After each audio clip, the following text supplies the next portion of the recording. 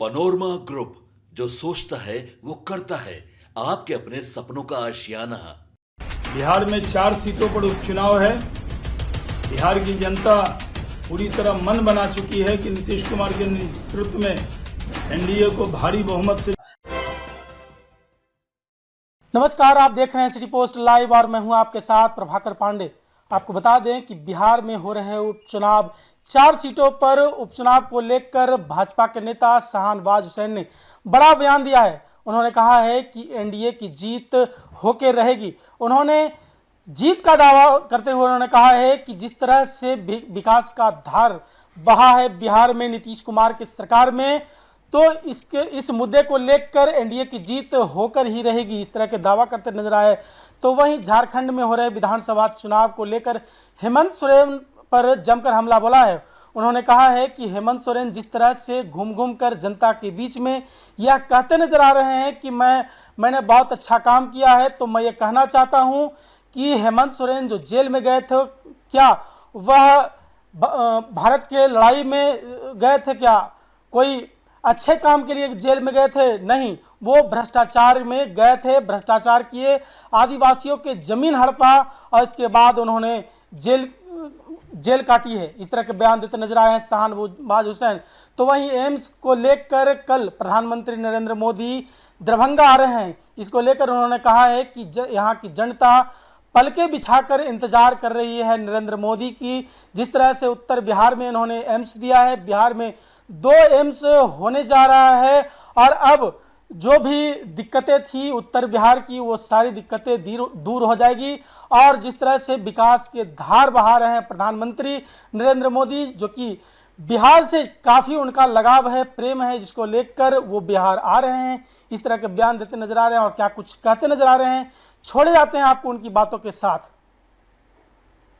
देखिए, बिहार की जनता पल के बिछाकर देश के महबूब रहनुमा, लोकप्रिय नेता, बिहार से प्यार करने वाले नरेंद्र मोदी जी का इंतजार कर रही है, क्योंकि पटना में एम्स का भूमि पूजन करने के लिए आ रहे हैं।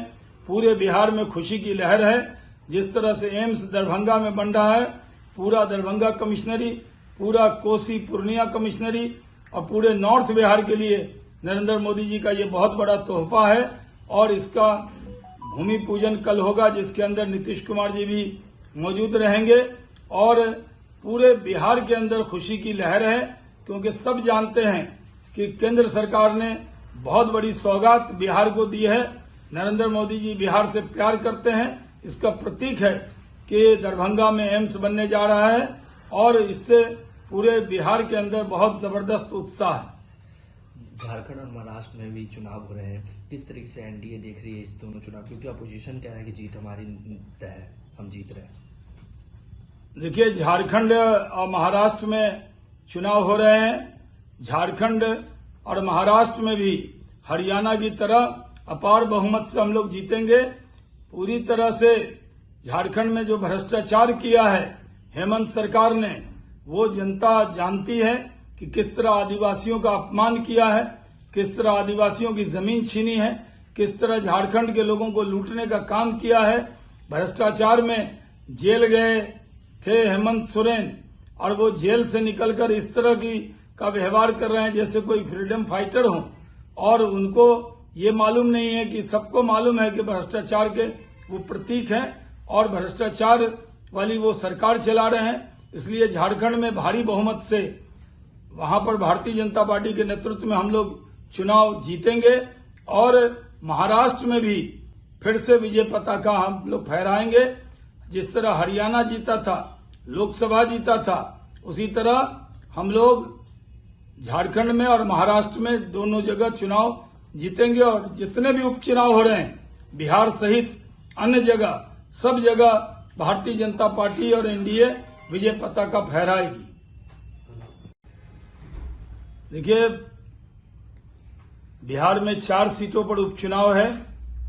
बिहार की जनता पूरी तरह मन बना चुकी है कि नीतीश कुमार के नेतृत्व में एनडीए को भारी बहुमत से जिताएंगे। हमारे जो विपक्ष में जो लोग चुनाव लड़ रहे हैं वो 0 पे आउट हो जाएंगे, क्योंकि बिहार में जो विकास की धारा बह रही है, नीतीश कुमार के नेतृत्व में एनडीए का जिस तरह से काम हो रहा है, जनता उस पर मुहर लगाएगी। चारों की 4 सीट हम लोग जीतेंगे। हमारे विरोधी बहुत गाल बजा रहे हैं, बड़ी बड़ी बात कर रहे हैं, लेकिन नतीजे के दिन पता लग जाएगा कि भारतीय जनता पार्टी, जेडीयू और मांझी जी और चिराग पासवान का जो गठबंधन है ये भारी बहुमत से जीतेगा। नीतीश कुमार जी के काम पर जनता मुहर लगाएगी।